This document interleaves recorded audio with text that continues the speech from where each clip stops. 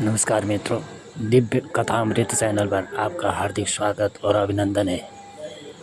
आप देख रहे हैं श्रीमद् भागवत कथा श्री हरिहर द्वारकाधीश मंदिर काशीपुर।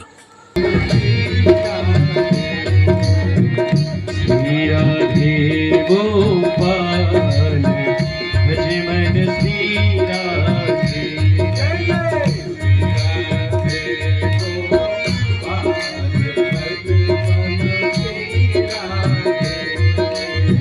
श्री राधे गोपाल भज मन श्री राधे,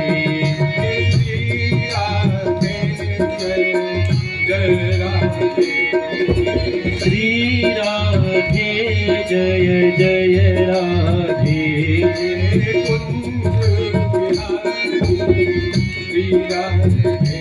ओ कुंज बिहारी श्री राधे,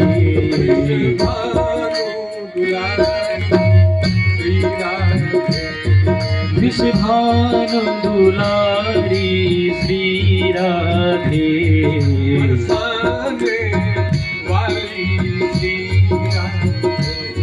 बरसाने वाली श्री राधे, जय हो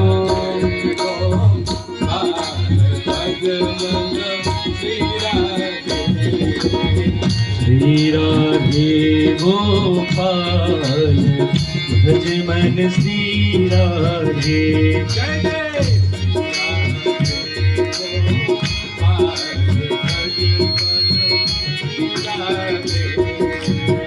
श्री राधे गोपाल भज मन श्री राधे,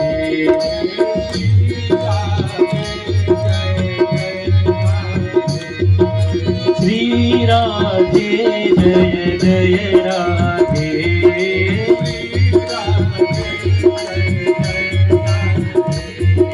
श्री राधे जय जय राधे, जय हो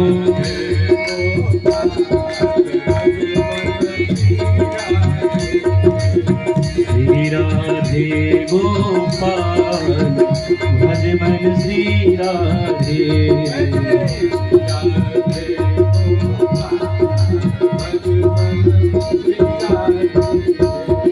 श्री राधे गोपाल भज मन श्री राधे,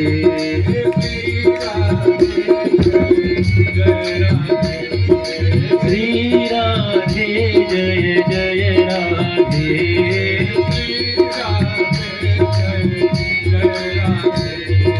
श्री राधे जय जय राधे, जय हो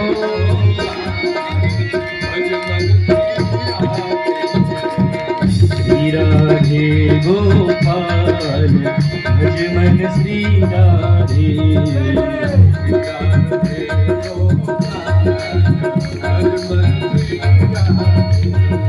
श्री राधे गोपाल भज मन श्री राधे,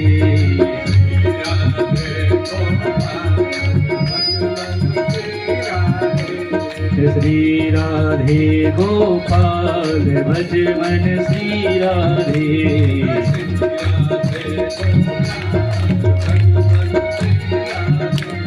श्री राधे गोपाल भज मन श्री राधे, राधे राधे राधे राधे राधे गोविंद गोविंद गोविंद गोविंद गोविंद गोविंद गोविंद गोविंद गोविंद गोविंद गोविंद गोविंद राधे राधे राधे राधे राधे राधे राधे राधे गोविंद गोविंद गोविंद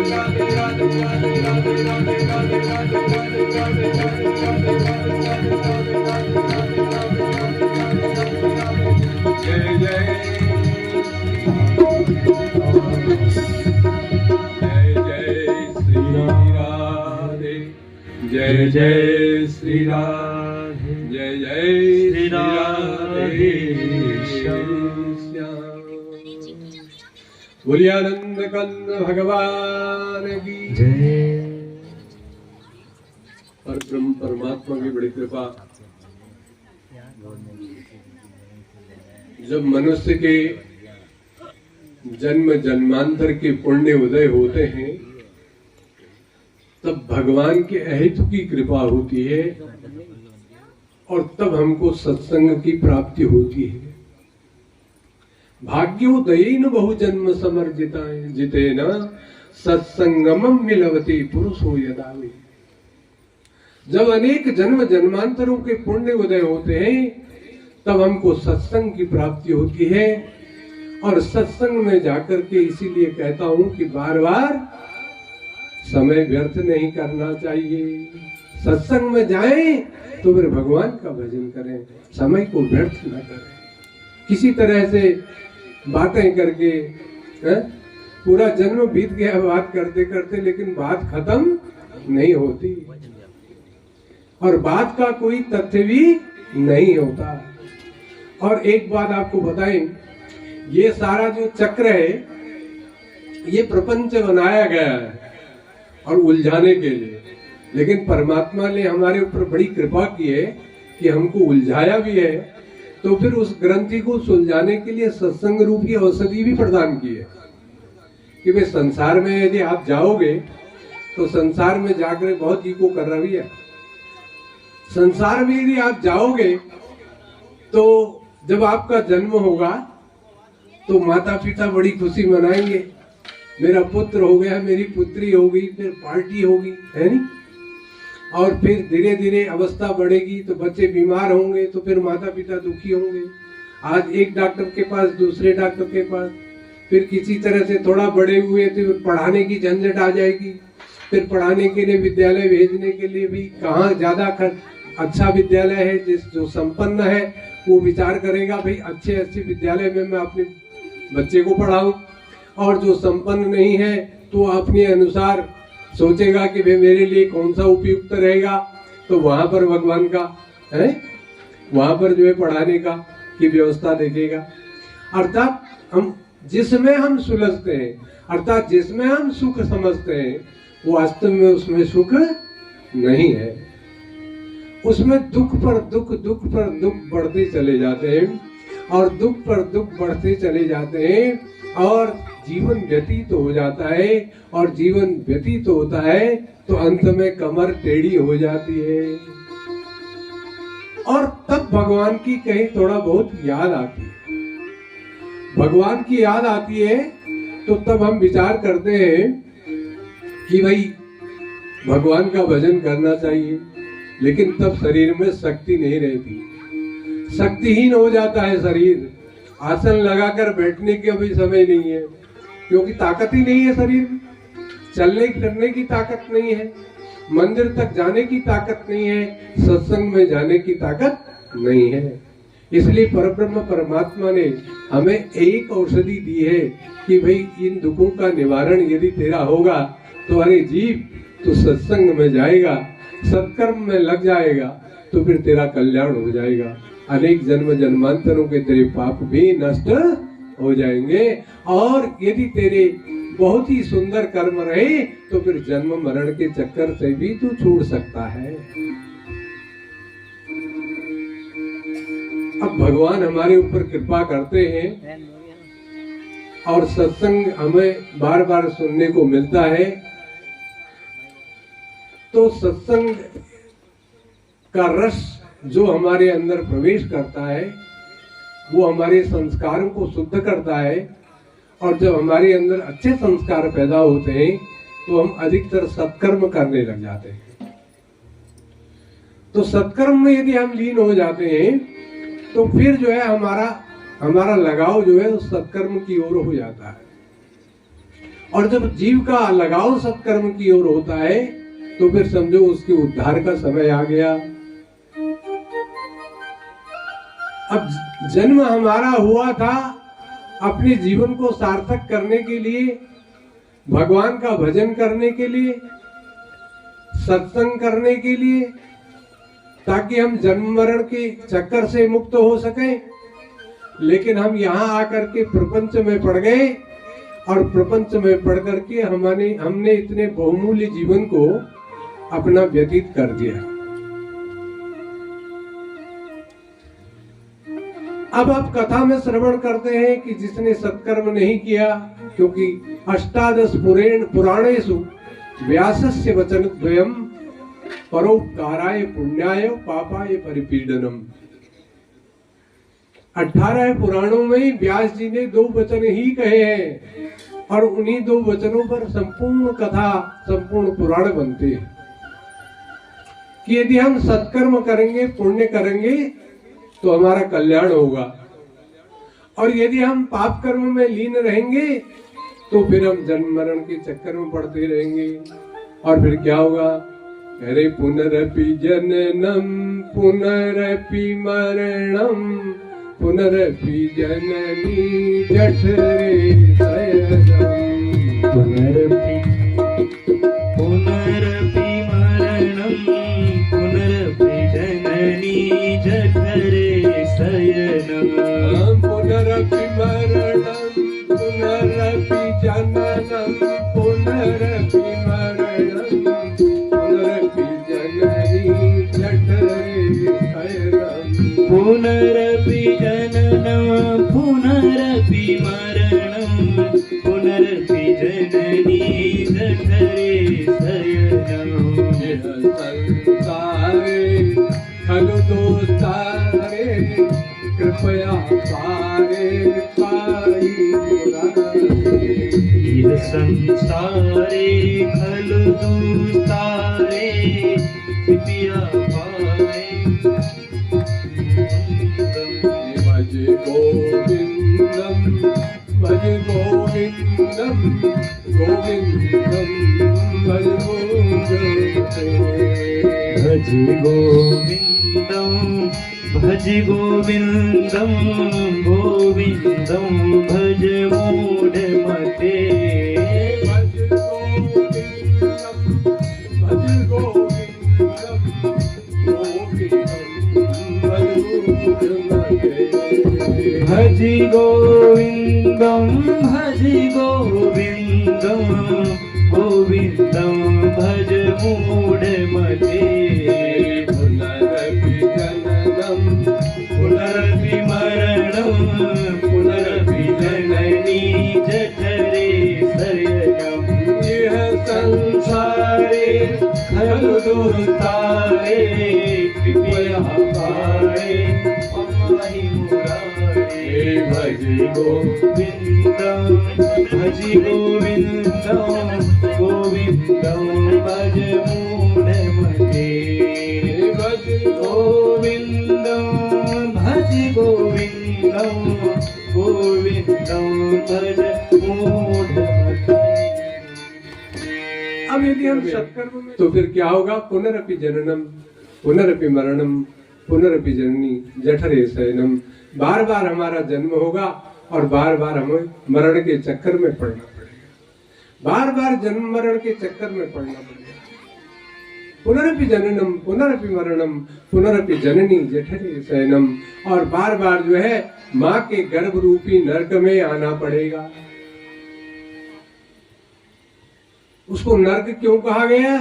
कह रहे हैं इसलिए कहा गया कि वह मलमूत्र का द्वार है और उसमें मलमूत्र के कीड़े जब जीव माँ के गर्भ में उत्पन्न होता है, चाहे वो किसी माँ के गर्भ में हो, पशु हो है या मनुष्य हो, तो जिसके भी गर्भ में रहेगा लेकिन मलमूत्र के कीड़ों के बीच रहता है। अब मलमूत्र में रहना अच्छा या फिर सद्गति प्राप्त करना अच्छा? परब्रह्म परमात्मा के चरणों में रहना अच्छा? परब्रह्म परमात्मा के चरणों में रहना अच्छा। मलमूत्र के कीड़े जब जीव को काटते हैं तो तब उसको परम वैराग्य की प्राप्ति होती है। 3 जगह वैराग्य होता है। देखिए, माँ के गर्भ में जीव को वैराग्य होता है, और जब हम सत्संग में कथा श्रवण करने जाते हैं तो सत्संग में जीव को वैराग्य होता है, और तीसरा वैराग्य हमको स्मशान में होता है। जब हम किसी की अंतिम यात्रा में गए हैं और वहां पर किसी की चिता दाह हो रहा है तो उस समय जो है हमें वैराग्य होता है। तो पहला वैराग्य की स्थिति मैं आपको बता रहा हूं कि जीव मां के गर्भ में उल्टा लटका हुआ है, उल्टा लटका है, मलमूत्र की दुर्गंध में सड़ रहा है और वो मलमूत्र के कीड़े उस जीव को काट रहे हैं।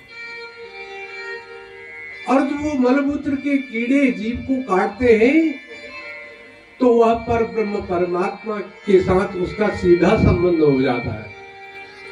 उसको कोई याद आता नहीं, क्योंकि उस जीव के लिए कोई है ही नहीं, सीधा पर ब्रह्म परमात्मा है और वह जीव निर्लेप है, अर्थात उसके अंदर न काम है, न क्रोध है, न लोभ है, न मोह है, न मद है, न मात्सर्य है और न अहंकार है।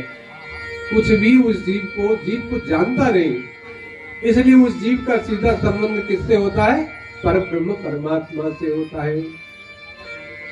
और वह जीव मां के गर्भ में भगवान की स्तुति करता है और भगवान से कहता है, हे प्रभु, इस दुर्गंध रूपी नरक से मुझे किसी तरह से बाहर निकाल दो। यहाँ मलमूत्र के कीड़े मुझे काट रहे हैं, हे भगवान, मुझे इस नरक से किसी तरह बाहर निकाल दो। और जैसे ही मैं इस माँ के गर्भ रूपी नरक से बाहर निकलूंगा, ऐसे ही मैं आपका भजन करूंगा, आपका कीर्तन करूंगा, मैं सत्संग करूंगा और कुछ नहीं करूंगा। ये वायदा करता है।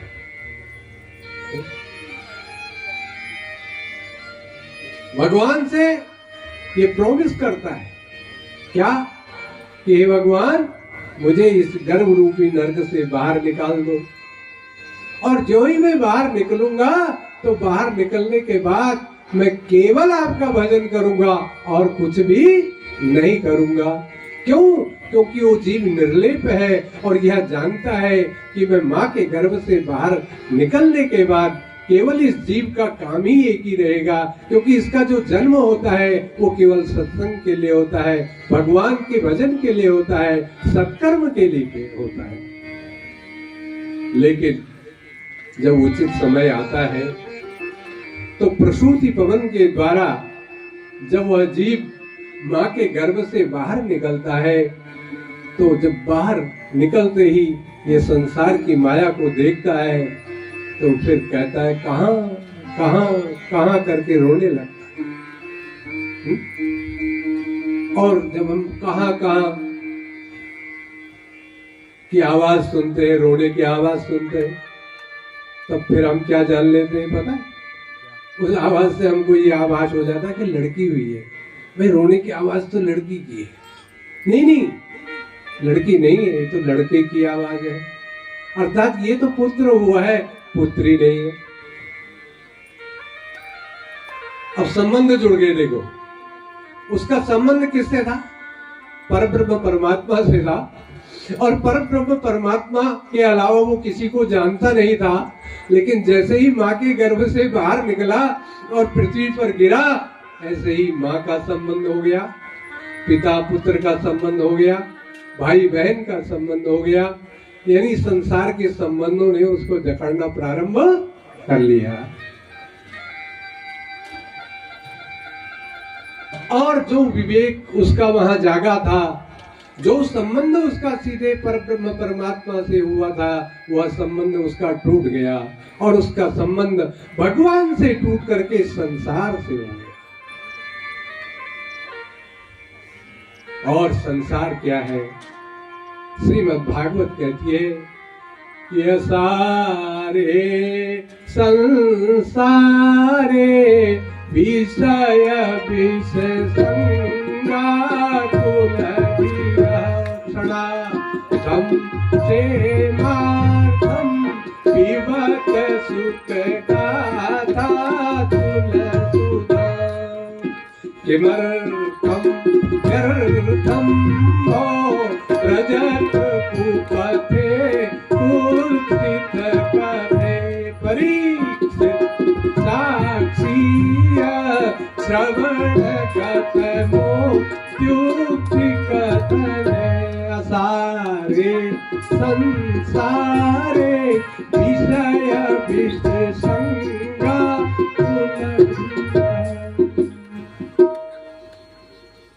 सुखदेव जी महाराज परीक्षित जी को श्रीमद् भागवत स्वरूप प्राप्त और कहते परीक्षित, ये संसार सारी ही है, ये संसार के जितने संबंध हैं सब झूठे हैं। सच्चा संबंध केवल परब्रह्म परमात्मा से है। जीव का सीधा संबंध द्वारिकाधीश भगवान से है और किसी से नहीं। कोई किसी का पिता नहीं है, कोई किसी का पुत्र नहीं है, कोई किसी का भाई नहीं है, कोई किसी का बंधु नहीं है, कोई किसी का पति नहीं है और कोई किसी की पत्नी भी नहीं। और है आज तक कोई यदि संसार से जाता है तो कोई उसके साथ चला गया क्या? यदि सच्चा संबंध होता तो क्या पिता पुत्र के साथ चला गया अथवा पुत्र पिता के साथ चला गया? क्या पति पत्नी के साथ चला गया या पत्नी पति के साथ चली गई या भाई बहन के साथ चला गया या बहन भाई के साथ इस संसार को छोड़ करके चला गया? कोई नहीं। जब जीव संसार को छोड़ करके जाता है तो उसके साथ क्या जाता है? उसके साथ यही जाता है जो आप अर्जित कर रहे हैं। देखो भागवत की कथा कह रहा हूं, लेकिन जब हम भूमिका ठीक ढंग से नहीं समझ पाएंगे तो भागवत की कथा कहने का कोई अभिप्राय नहीं रह जाएगा। अर्थात हमारे साथ क्या जाएगा जो हम यहाँ सुन रहे हैं, जो हम मनन कर रहे हैं, जो हम चिंतन कर रहे हैं और जो हम ये समझ रहे हैं कि केवल भगवान ही सबका है और हम ही भगवान के हैं और कोई संसार के संबंध जितने हैं सब झूठे हैं।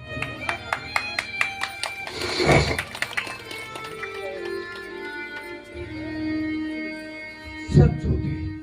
असारे संसारे विषय विष संगाकुल किया है। केवल यहाँ विषय है, वासनाएं हैं और कुछ नहीं। राग द्वेष है, ईर्ष्या द्वेष है। ईर्ष्या द्वेष।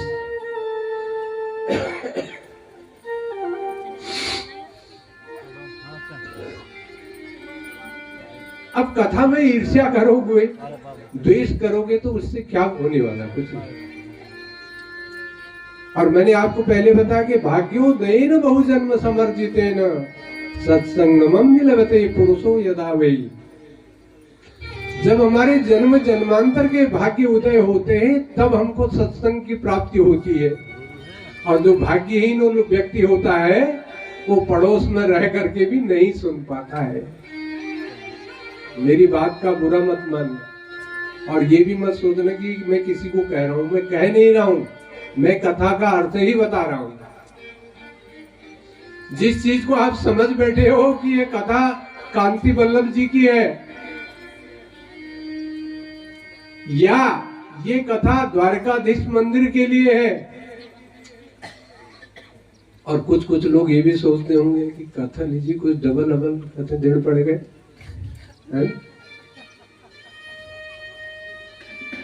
देखो जो ठाकुर जी को निकालना होगा वो तो निकाल के छोड़ेंगे और जिसका अंश यहाँ आना होगा वो भी पहुंच के रहेगा। हमने ऐसे ऐसे जगह कथा कर रखी है कि जहां वो लोग आए नहीं लेकिन उनका द्रव्य पहुंचा, उनका सहयोग पहुंचा।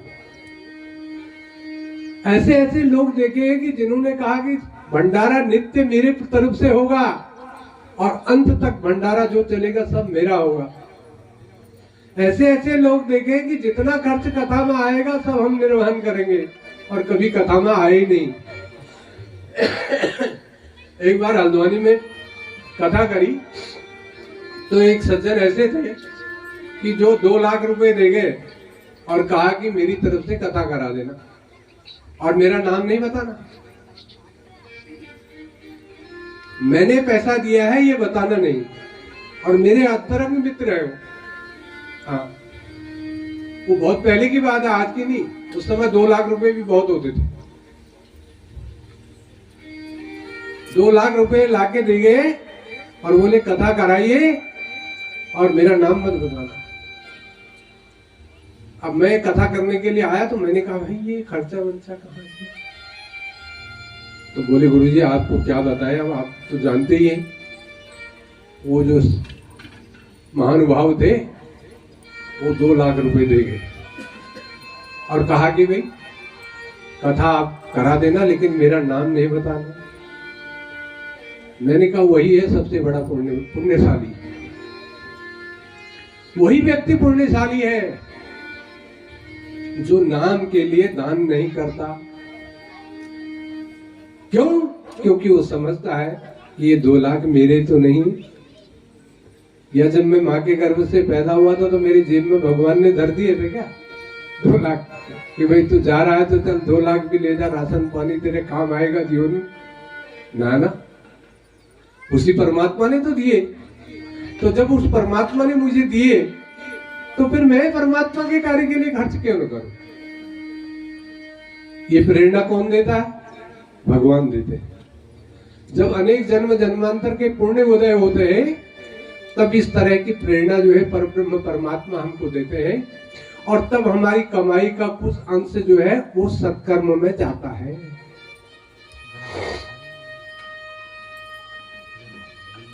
तो इसलिए मेरा अनुरोध है सब लोगों से, आप लोग बड़े आनंद से आइए और कथा श्रवण कीजिए, सभी का स्वागत है। देखिए कुछ सांसारिक विषम परिस्थितियां होती हैं, उन विषम परिस्थितियों से तो कोई नहीं आ सकता है, कई दिक्कतें होती हैं, किसी का सूतक हो गया, किसी का पातक हो गया, ऐसी परिस्थिति में नहीं जाया जा सकता। लेकिन उसके बाद यदि आप समर्थ हैं और आपको श्रवण कर रहे हैं, कथा सत्संग के बारे में मालूम है, तो निश्चित आप कथा का आनंद लें।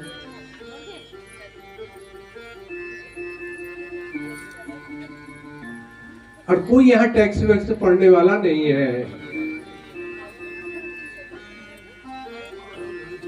सब भगवान कल्याण करेंगे। ये एक ठाकुर जी का और हमारी कुछ माताएं ऐसी भी हैं जो पिछले वर्ष भी यहाँ थी जब भूमि पूजन हुआ था। हमारे बंधु लोग भी बैठे हैं पीछे। आज से 11 माह पूर्व यहाँ पर भूमि पूजन हुआ था और भूमि पूजन होने के बाद माताओं ने खूब कीर्तन किया, संकीर्तन हुआ यहाँ पर और भंडारा भी हुआ। और 11 माह के बाद देखो ठाकुर जी की कृपा हो गई, कथा हो गई और मंदिर का स्वरूप नहीं था, माता रानी ने अपना मंदिर भी बनवा दिया है। और अभी ठाकुर जी कृपा करेंगे और आप लोगों के सहयोग से ही, जनता जनार्दन के सहयोग से ही भगवान इस कार्य को कराएंगे। जो उद्देश्य हमारे द्वारिकाधीश परमार्थ ट्रस्ट का है, हरिहर द्वारिकाधीश परमार्थ ट्रस्ट का, कि यहाँ एक गौशाला हो, यहाँ पर हमारी बहनों बेटियों के लिए सिलाई कढ़ाई केंद्र हो, जो असमर्थ है, जिनके आमदनी का कोई सोर्स नहीं है, उनको यहाँ पर किसी तरह से प्रशिक्षित किया जाए। औषधालय हो, अनेक प्रकार की योजनाएं जो है हमारे ट्रस्ट के द्वारा बनाई जाएंगी और प्रभु की कृपा होगी। मुझे विश्वास है कि जब 11 माह पहले भूमि पूजन हुआ था तो यहाँ कुछ नहीं था। 11 माह में देखो भगवान ने क्या चमत्कार कर दिया और क्या पता आने वाले 11 माह में भगवान क्या कर दे।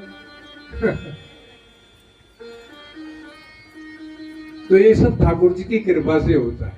भगवान की कृपा के बिना एक पत्ता भी नहीं हिल सकता। तो मैं आपको कह रहा था कि सारे संसारे विषय विष संगा कुल दिया। ये संसार सारहीन है और विषय वासनाओं का भंडार है। विषय विष संगा कुल दिया। तो फिर कह रहे हैं इस विषय वासना को समाप्त करने के लिए, इस अहंकार को समाप्त करने के लिए, असार का मतलब सारहीन, अर्थात संसार में कोई तत्व है ही नहीं। तो उसको दूर करने के लिए क्या करना चाहिए? तो कह रहे कि क्षणार्धम क्षेमार्थम पिबत सुख गाथा तुल सुधाम। आधी क्षण के लिए ही सही, उससे भी आधे, एक घड़ी आधी घड़ी आधी की पुनियाद और संगत कीजे साधु की हरे कोटि अपराध। एक घड़ी का सत्संग हो, एक घड़ी का नहीं आधी घड़ी का हो, और आधी का नहीं तो उसकी भी आधी घड़ी का हो, लेकिन सत्संग जब हो तो वो सत्संग कल्याणकारी होता है। क्षणार्धम क्षेमार्थम पिबत सुख गाथा तुल सुधाम। अर्थात यदि आपने आधे क्षण के लिए भी श्रीमद् भागवत कथा का रसपान कर लिया, अर्थात भगवान की रसमयी कथा का श्रवण कर लिया और तन्मयता से कर लिया, तो निश्चित समझ लो कि फिर जो है आपका जीवन सफल हो गया। तो बोले इसका क्या प्रमाण है? बोले परीक्षित जी प्रमाण है। परीक्षित साक्षी यह श्रवणगत मुक्ति कथन है। परीक्षित जी इसके साक्षी हैं कि भगवान के नाम से कल्याण होता है। देखिए एक अंधा व्यक्ति था, सूरदास जी थे, और एक लंगड़ा व्यक्ति था, उसके पैर नहीं, उसकी आंख नहीं। दोनों लोग भिक्षा मांग करके गुजारा करते थे। ध्यान दीजिए, अंधा व्यक्ति देख नहीं सकता और लंगड़ा चल नहीं सकता, दोनों की मित्रता है, दोनों एक ही जगह रहते हैं और एक ही जगह रह करके भिक्षा मांग करके अपना गुजारा पेट भर लेते हैं। जैसे ही यहाँ श्रीमद् भागवत की कथा हो रही है, ऐसे ही पड़ोस में वहां भी कहीं श्रीमद् भागवत की कथा हो रही थी। अब सुनने वाले, जो कथा सुनने वाले थे, उसी मार्ग से जाते थे और उसी मार्ग से आते थे, और जब कथा श्रवण करके आते थे तो अपनी बातें कहते थे कि हम लोग कथा में गए और कथा में जाकर के आहा कितना आनंद आया, व्यास जी बहुत अच्छे हैं और बहुत अच्छी कथा कहते हैं, बहुत ही आनंददायक है। आहा कीर्तन गा रहे थे, भजन गा रहे थे, बहुत आनंद आ रहा था। अब वो दोनों व्यक्ति जो भीख मांगा करते थे, वो एक दूसरे से विचार करने लगे, भैया मैं देख नहीं सकता तो चल नहीं सकता, देख ये लोग कितने पुण्यवान हैं, ये कितने भाग्यवान हैं कि ये कथा में जाते हैं और कथा में जाकर के कथा श्रवण करके आते हैं और कितने आनंददायक वर्णन कर रहे हैं कि कथा बहुत अच्छी हो रही है। देखो मैं देख सकता और मैं तुम चल सकते तो कितना अच्छा होता, हम भी कथा में जाते और हम भी भगवान की रसमयी कथा का पान करते, भगवान का भजन करते। हाँ, वो दूसरा उसका साथी कहता, बिल्कुल आप सही बात कह रहे हो। एक दिन, 2 दिन, 3 दिन, 4 दिन ऐसे व्यतीत हो गए। छठे दिन रात्रि में वो जो दिव्यांग व्यक्ति सूरदास था, उसके मस्तिष्क में बात आई, देखो सरस्वती का वास कभी कभी हो जाता है, तो उसने सोचा हम तो कथा में जा सकते हैं भाई, कल प्रातः अपने मित्र को बताता हूं। प्रातः काल हुआ तो उस सूरदास व्यक्ति ने कहा, भैया बात सुनो, तुम कहते थे हम कथा में नहीं जा सकते, पर हम तो कथा में जा सकते हैं। बोले कैसे जा सकते हैं? बोले भैया मैं देख नहीं सकता और तुम चल नहीं सकते, तुम्हारे पैर नहीं है, तो एक काम करो, तुम मेरी पीठ पर बैठ जाओ, लाठी पकड़ लो और लाठी के सहारे सहारे हम दोनों कथा मंडप में चले जाएंगे, सत्संग में पहुंच जाएंगे। कहा भैया 6 दिन बीत गए यार, आज 7वां दिन पारायण विश्राम दिवस है, आज तुम्हारे दिमाग में ये बात कैसे आई? इतने दिन से क्यों नहीं आई? अरे हम तो वंचित रह गए। बहुत अच्छा सोचा है तुमने, जरूर जाएंगे हम दोनों। हाँ, दोनों विचार करने लगे और कथा के लिए तैयार हुए।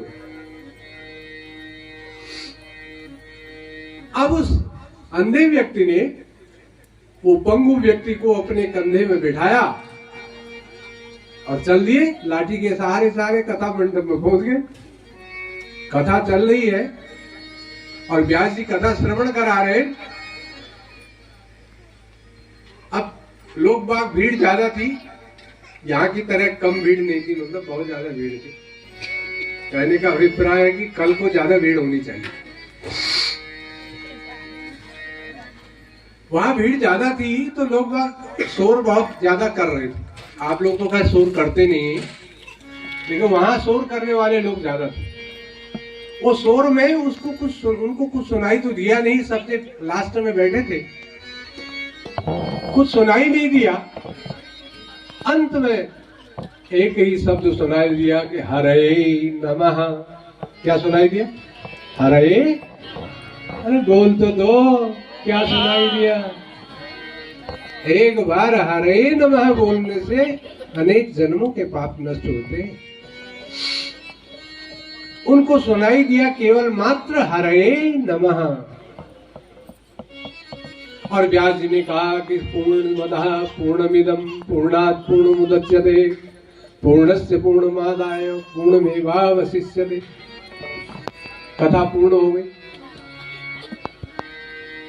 कहा भैया तूने क्या सुना? बोला मैंने सुना हरे नमः। बोला तुमने? बोला मैंने भी इतना ही सुना और तो कुछ नहीं सुन पाए, शोर बहुत ज्यादा हो रहा। अब कथा जब संपन्न हुई तो भंडारे की लाइन पंगत लगी थी, खूब लंबी चौड़ी लाइन लगी है, तो वो 2 लोग भी जो है वो भी बैठ गए भंडारे की पंगत। और जब भोजन परोसा गया तो उन्होंने भी भगवान का प्रसाद पाया। और प्रसाद, क्योंकि अभी ऐसा भोजन तो कभी मिलता नहीं था उनको, कोई बासी दे जाए, कोई ऐसे ही दे जाए, लेकिन आज ताजा और सुस्वादु, और वो भी भगवान का भोग लगा हुआ। एक तो भोजन स्वादिष्ट हो और उसमें भगवान के भोग का यदि अमृत मिला दिया जाए तो वो तो फिर अमृत हो गया ना सब। हाँ,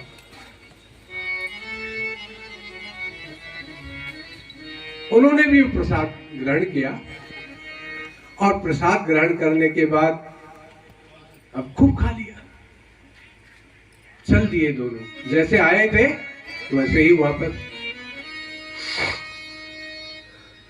और वो चलते चलते क्या हुआ कि आलस्य और प्रमाद बढ़ने लगा, आलस्य आने लगा। और लाठी पकड़ करके जो है वो चल रहे, तो पहाड़, दुर्गम रास्ता था पहाड़ी, और लाठी वो रास्ते से बाहर खिसक गई। और रास्ते से बाहर जो लाठी खिसकी तो दोनों जो है पहाड़ पे गिर गए, और दोनों की राम नाम सत्य है हो गई। ध्यान दीजिए, ये कोई साधारण कथा नहीं है, और न मैं किसी को हंसाने के लिए ऐसे सुना रहा हूं ना। दोनों की राम नाम सत्य है हो गई, और यमदूत लेने के लिए आ गए। इधर यमदूत उनको लेने आए, उधर से विष्णु के दूत भी पहुंच गए। अब यमदूत और विष्णु दूतों का संवाद होने लगा, और विष्णु दूतों ने कहा अरे यमदूतों तुम इनको लेने कैसे आ गए? बोले महाराज इन्होंने जीवन में कोई सत्कर्म नहीं किया, पाप ही पाप कर्म किए हैं, इसलिए ये सीधे यमपुरी जाने के अधिकारी हैं। बोले तुम किसके दूत हो? बोले धर्मराज जी के। तो बोले धर्मराज जी के दूत हो तो धर्म के लक्षण जानते हो? धर्म का क्या लक्षण हो? तो कहा कि वेद प्रणीतो धर्म।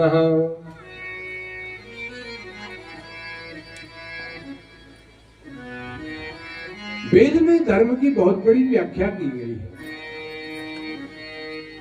तो कहा फिर कहा जो धर्म करता है वो कहां जाता है जानते हो? बोले हाँ, विष्णु लोक जाता है। पर महाराज इन्होंने कोई धर्म नहीं किया, इसलिए यमपुरी जाने के अधिकारी हैं। बोले जाओ चित्रगुप्त जी से पूछ के आओ कि इन्होंने कोई सत्कर्म किया है या नहीं किया। अब चित्रगुप्त जी धर्मराज जी के मुनि में है, अकाउंटेंट, लेखा जोखा रखते हैं। कौन सी स्त्री ने क्या कर्म किए, कौन से पुरुष ने क्या कर्म किए, कौन सा जीव क्या कर्म कर रहा है, उसका लेखा जोखा किसके पास होता है? चित्रगुप्त जी के पास। और चित्रगुप्त जी को सूचना कौन देता है? तो कह रहे ब्रह्मा जी के मानस पुत्र। ब्रह्मा जी के मानस पुत्र, उनका नाम है श्रवण। क्या नाम है? श्रवण। और उनकी पत्नियों का नाम है श्रवणी। वो श्रवण और श्रवणी अर्थात श्रवण जो है वो पुरुषों के कर्मों का लेखा जोखा चित्रगुप्त जी को बताते हैं, और श्रवणियां स्त्रियों के कर्मों का लेखा जोखा बताती हैं।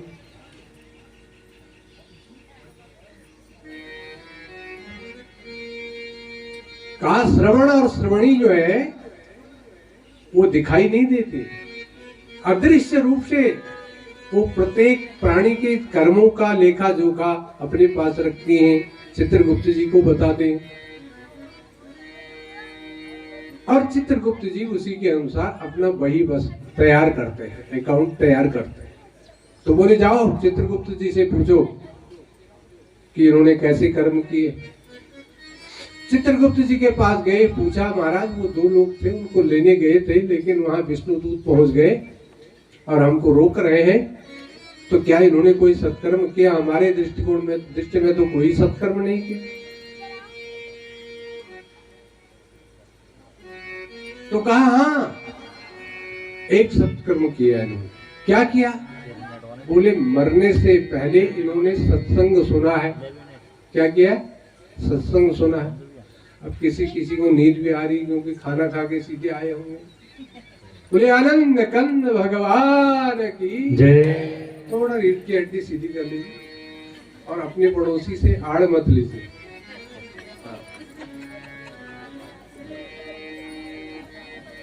और सुनो, मेरे पास अच्छे अच्छे गायक भी हैं। मैं तो नचाने वाले काम कम करता हूँ, लेकिन मेरे साथ बहुत अच्छे अच्छे गायक हैं। बहुत सुंदर ढंग से आप कभी ऐसा आनंद भी लेना चाहेंगे तो वो भी होगा। और फिर ठाकुर जी की जैसी इच्छा हुई तो कहा एक सत्कर्म किया। बोले क्या? बोले हरे नमः इन्होंने सुना है सत्संग में। बोले फिर? बोले बस एक बार यदि भगवान का नाम सुन ले सारे पाप नष्ट हो जाते। एक बार यदि सुन लिया। मैं जो बात आपको कह रहा था वो प्रमाण सहित कह रहा था, और मैं उसका प्रमाण भी आपको दे रहा हूं। एक बार भी यदि हमने तन्मयता से भगवान के नाम का श्रवण कर लिया तो हमारे पापों की जो रुई है ना, वो रुई सब समाप्त हो जाएगी एक ही क्षण में। वो पापों की गठरी सब भस्म हो जाएगी। हाँ,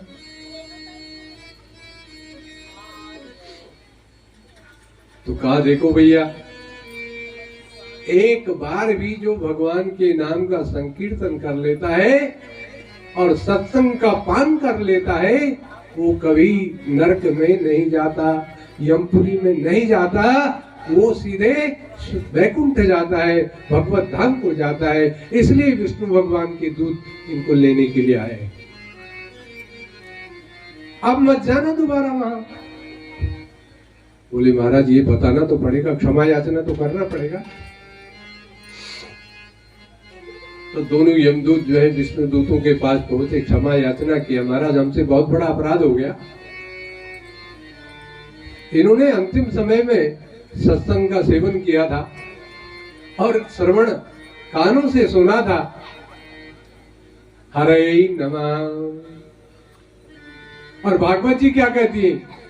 कहती है श्रवणम कीर्तनम विष्णु स्मरणम पाद सेवनम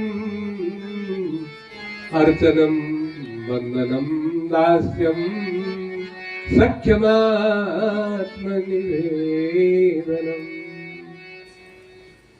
भागवत जी कहती है मेरी 9 प्रकार की भक्ति भागवत जी में। भगवान कहते हैं पहली भक्ति भगवान की कौन सी है? श्रवणम अर्थात सुनना, श्रवण करना। भागवत की पहली भक्ति क्या है? कथा को सुनना, सत्संग को सुनना, भगवान के नाम को सुनना, पहली भक्ति। श्रवणम कीर्तनम विष्णु स्मरणम पाद सेवनम अर्चनम वंदनम दास्यम सख्यमात्म निवेदन। और फिर गोस्वामी तुलसीदास जी ने तो और बखिया उधेड़ दी। गोस्वामी जी ने कह दिया कि जे यह कथा सुनहि नहीं काना, जे यह कथा सुनहि नहीं काना, श्रवण रंध्र आई भवन समाना। जे यह कथा सुनहि नहीं काना, जे यह कथा सुनहि नहीं काना, भवन समाना। श्रवण कथा सुनहि नहीं काना, श्रवण रंध्र आई भवन समाना। श्री राम जय राम जय जय राम, श्री राम जय राम जय जय राम। बिनु सत्संग विवेक न होई, राम कृपा बिनु सुलभ न सोई। सत्संग विवेक न होई, राम कृपा बिनु सुलभ न सोई। मुद मंगलमय संत समाजू, जो जिग्ने जंगम तीरथ राजू। मुद मंगलमय समाजू, जो जग जंगम तीरथ राजू। श्री राम जय राम जय जय राम, श्री राम जय राम जय जय राम। हो गणेश देवा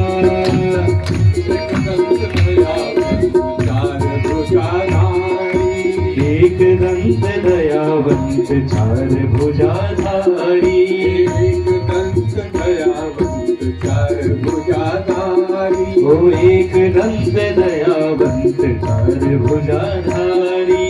माथे सिंदूर सोहे मूस की सवारी, ओ माथे सिंदूर सोहे मूस की सवारी। जय हो जय हो जय हो गणेश देवा, जय जय जय हो गणेश देवा, जय जय जय हो गणेश देवा।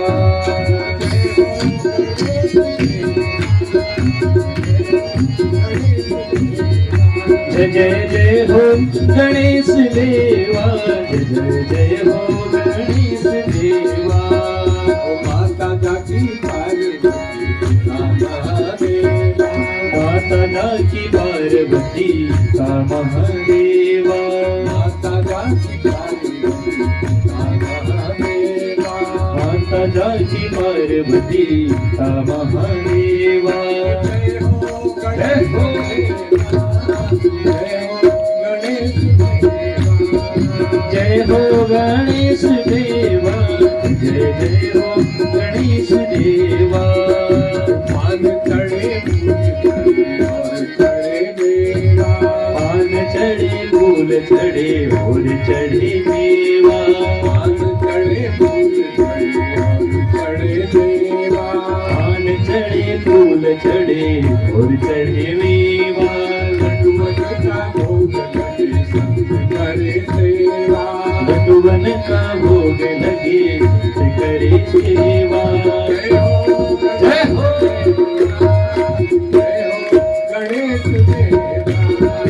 जय हो गणेश देवा, जय हो गणेश देवा। जय जय जय हो गणेश देवा। जय हो गणेश देवा, जय हो गणेश देवा। ओ जय जय जय हो गणेश देवा। जय जय जय हो गणेश देवा।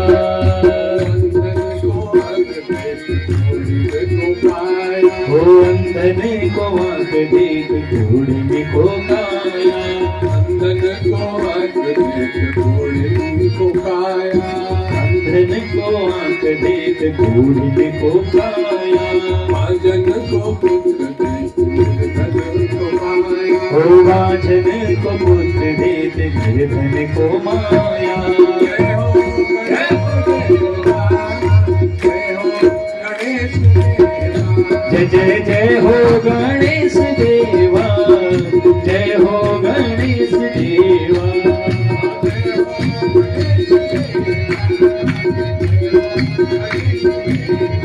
हो जय हो गणेश देवा।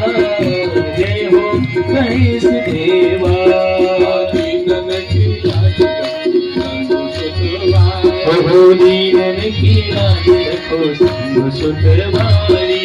दीनन की लाज रखो सुतवारी, हो दीनन की लाज रखो संग सुतवारी।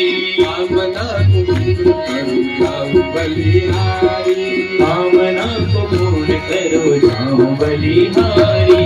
कामना को पूर्ण करो जाऊं बलिहारी, कामना को पूर्ण करो जाओ बलिहारी।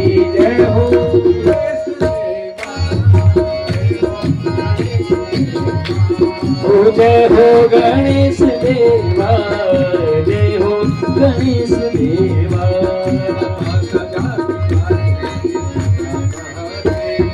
माता जागी पार्वती पिता महादेवा। माता जागी पार्वती पिता महादेवा। जय हो जय हो जय हो गणेश देवा। जय हो गणेश देवा। जय जय हो गणेश देवा। जय हो गणेश देवा। जय हो गणेश देवा। जय जय हो गणेश देवा। जय हो गणेश देवा। जय जय हो गणेश देवा। बोलिए गणपति महाराज की जय। कृपा कीजिए। नारद जी ने कहा कि आपको एक महापुराण की रचना करनी है, सो वो आपकी कृपा से ही संभव है। क्यों? मैं वृद्ध हो गया हूं तो मुझसे लिखा नहीं जाता। गणेश जी ने कहा चिंता न कीजिए, आपके कार्य को मैं पूर्ण रूप से करूंगा, लेकिन मेरी एक शर्त रहेगी। बोले शर्त क्या रहेगी? बोले शर्त ये रहेगी कि मेरी कलम, मैं इतनी तेज गति से लिखता हूं कि एक बार मेरी कलम रुक गई तो वहीं पर आपका पुराण जो है वो पूर्ण माना जाएगा। व्यास जी भी बहुत चतुर थे। बोले आप चातुर्य रखते हैं ना बुद्धि में, तो मैं भी कम नहीं हूं। महाराज मुझे आपके शर्त स्वीकार है। और तब व्यास जी ने प्रारंभ किया कि जन्माद्य सच्चिदानंद रूपाय, जो मैं आपको सुना चुका हूं, जिसकी व्याख्या वंदना शुरू की और पुराण लिखना प्रारंभ हुआ। तो व्यास जी समझ लेते थे कि अब गणेश जी की कलम रुकने वाली है, तो व्यास जी एक कठिन श्लोक बोलते थे, तो कठिन श्लोक बोलते थे तो लिखने में गणेश जी को समय लगता था, तो आगे व्यास जी को व्याख्या समझने में देर नहीं लगती थी। और इस तरह से परब्रह्म परमात्मा की बड़ी विशेष कृपा 12 स्कंदों में और 18,000 श्लोक जिस महापुराण के अंदर विराजमान है, यही महापुराण भगवान का वांग्मय स्वरूप के रूप में आज भी पूजनीय है और हमेशा पूजनीय रहेगा। ये प्रत्येक सनातनी के लिए पूजनीय है। बोलिए आनंद कंद भगवान की। अब जानता हम बहुत आगे चे, लेकिन क्या करो लेट है, हाँ सुनाऊंगा। कल कथा ठीक 1 बजे प्रारंभ हो जाएगी। आप लोग अवश्य अधिक से अधिक संख्या में पधारें। मैं आप लोगों से बार बार अनुरोध कर रहा हूं कि आप न तो वक्ता को समझें, वक्ता के बारे में विचार करें, और न अन्य अड़ोसी पड़ोसी के बारे में विचार करें, अपने बारे में विचार करें कि मेरा कल्याण कैसे होगा। श्री राधे गोपाल भज मन श्री राधे, श्री राधे गोपाल भज मन श्री राधे, राधे जय जय राधे, श्री राधे जय जय राधे, राधे जय जय राधे, श्री राधे जय जय राधे, श्री राधे गोपाल भज मन श्री राधे, श्री राधे गोपाल भज मन श्री राधे,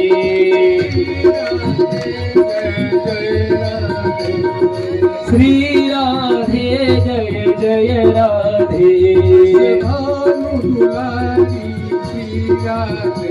कृष्ण दुलारी श्री राधे, सबकी प्यारी श्री राधे, सबकी प्यारी श्री राधे, बरसाने वाली श्री राधे, बरसाने वाली श्री राधे, श्री राधे गोपाल भज मन श्री राधे, श्री राधे गोपाल भज मन श्री राधे, श्री राधे गोपाल भज मन श्री राधे, श्री राधे गोपाल भज मन श्री राधे।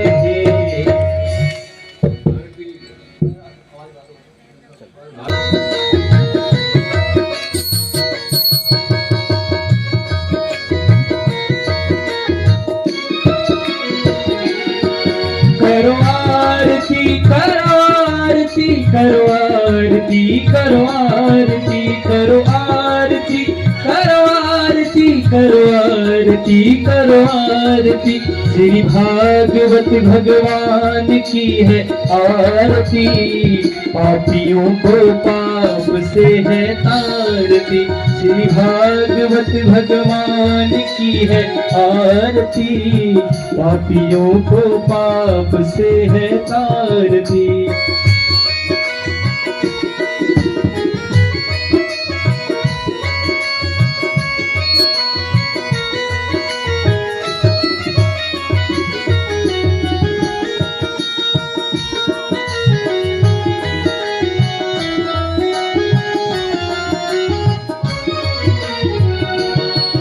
ये अमर ग्रंथ ये मुक्ति पंथ ये पंचम वेद निराला, नव ज्योति जगाने वाला, ये अमर ग्रंथ ये मुक्ति पंथ ये पंचम वेद निराला, नव ज्योति जगाने वाला, हरि नाम यही हरि धाम यही, हरि नाम यही हरि धाम यही, जग की मंगल की आरती, पापियों को पाप से है तारती, श्री भागवत भगवान की है आरती, पापियों को पाप से है तारती।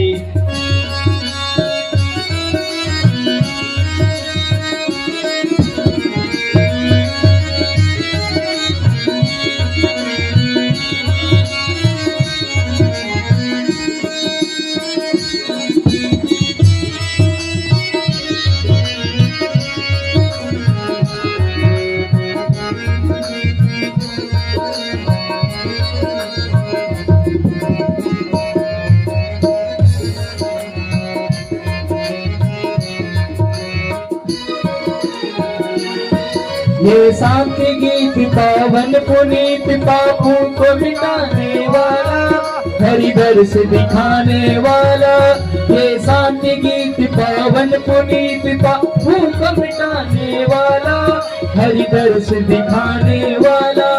यह सुख करनी यह दुख हरनी, यह सुख करनी यह दुख हरनी, श्री मधुसूदन की आरती, पापियों को पाप से है तारती। श्री भागवत भगवान की है आरती, पापियों को पाप से है तारती।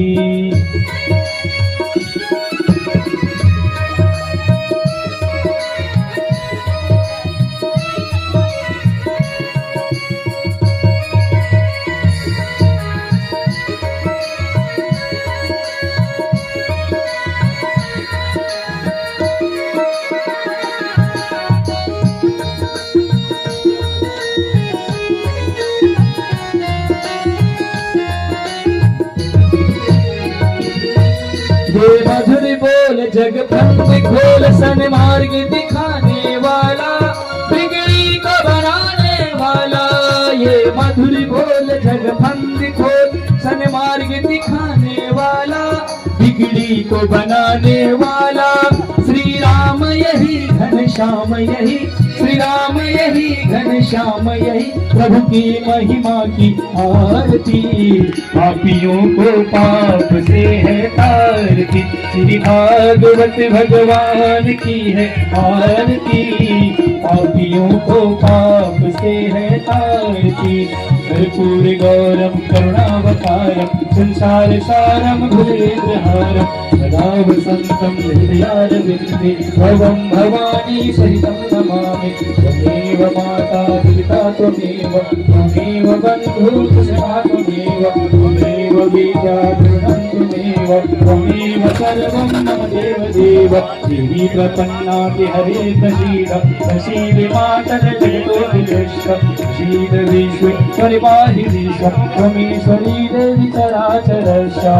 हरे राम राम राम हरे हरे, हरे कृष्णा कृष्ण कृष्ण हरे हरे, कृष्ण कृष्ण हरे हरे, कृष्ण कृष्ण हरे हरे।